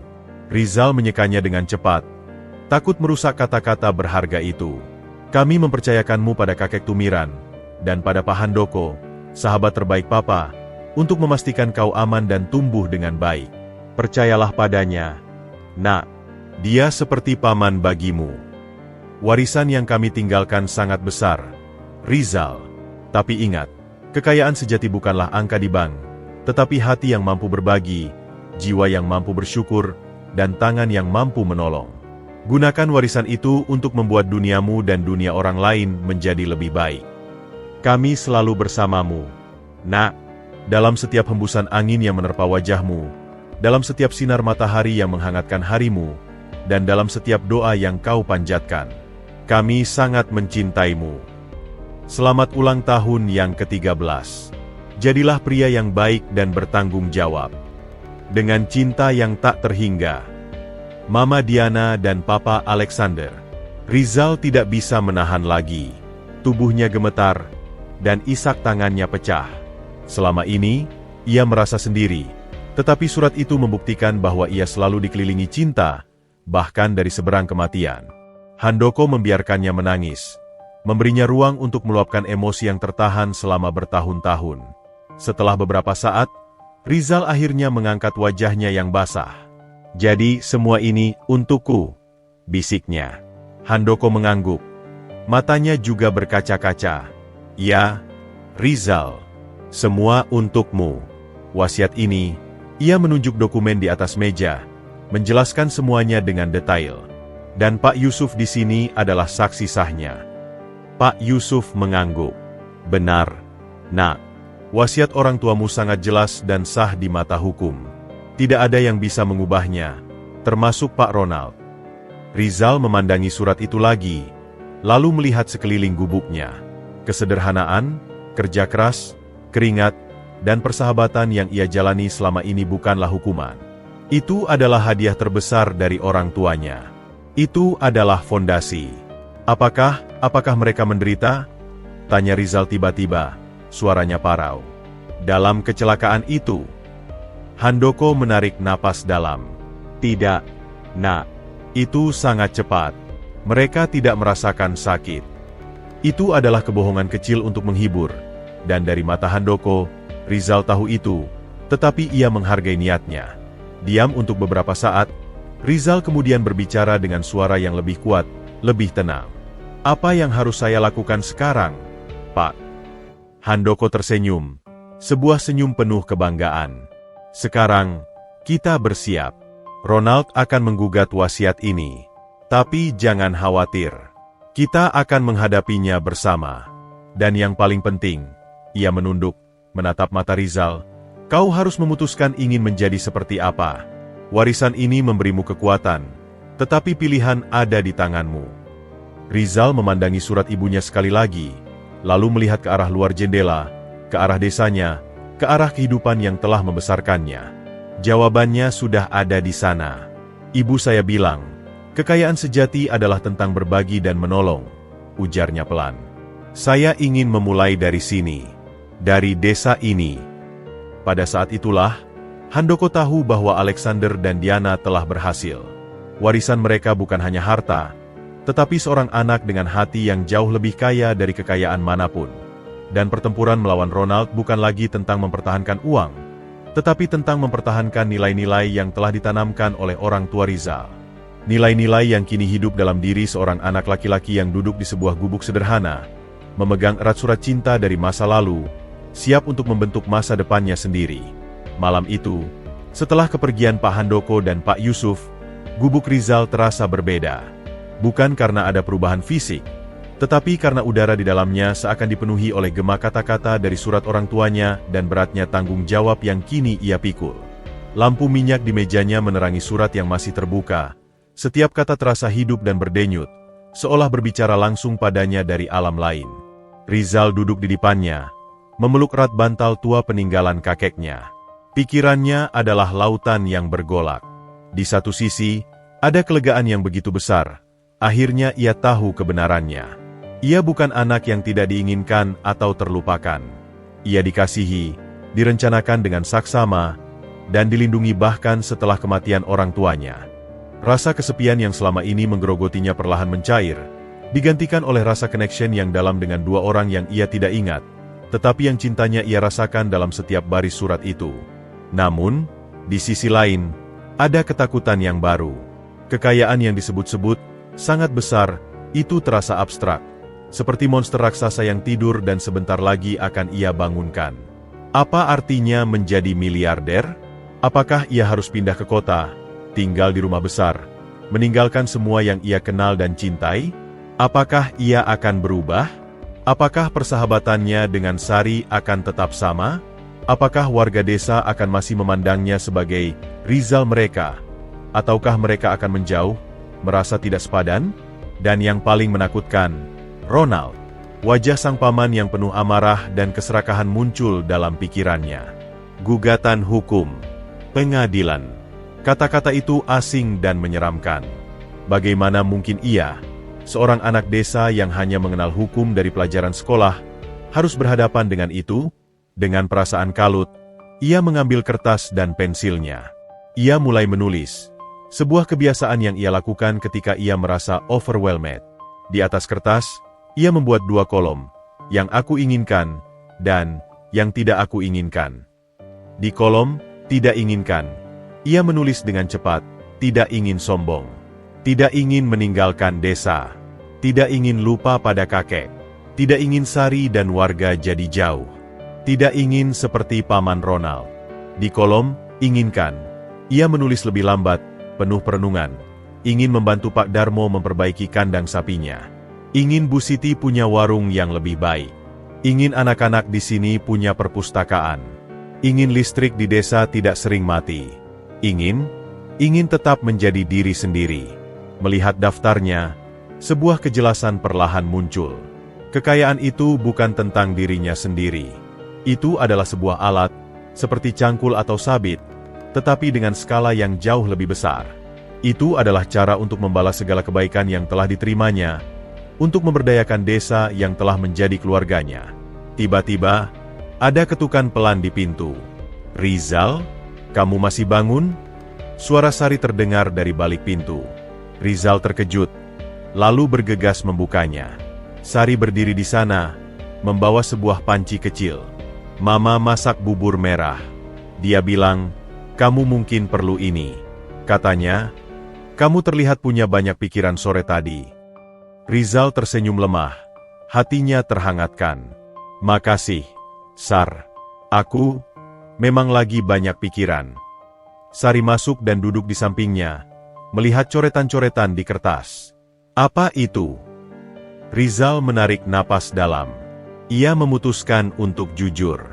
Sar, kamu ingat orang yang bilang dia pamanku? Ronald. Sari mengangguk. Matanya membesar. Ternyata, dia benar pamanku. Tapi, ceritanya panjang. Dengan suara pelan, Rizal menceritakan semuanya. Tentang orang tuanya yang miliarder, tentang wasiat, tentang Pak Handoko, dan tentang niat jahat Ronald. Sari mendengarkan dengan mulut terbuka, tidak menyela sedikit pun. Jadi, kamu sekarang anak orang kaya? Tanya Sari akhirnya, suaranya lirih, penuh rasa tak percaya. Sepertinya iya, jawab Rizal. Tapi, Sar, aku tidak ingin berubah. Aku tidak ingin pindah. Aku tidak ingin kita jadi tidak berteman lagi. Suaranya terdengar rentan, penuh ketakutan yang ia sembunyikan sepanjang sore. Sari memandangnya lama, lalu wajahnya pecah menjadi senyuman yang cerah. Dumi, masa karena kamu tiba-tiba jadi kaya, kita jadi tidak berteman? Justru nanti kalau kamu punya banyak uang, kamu bisa beli lebih banyak singkong rebus untuk kita berdua.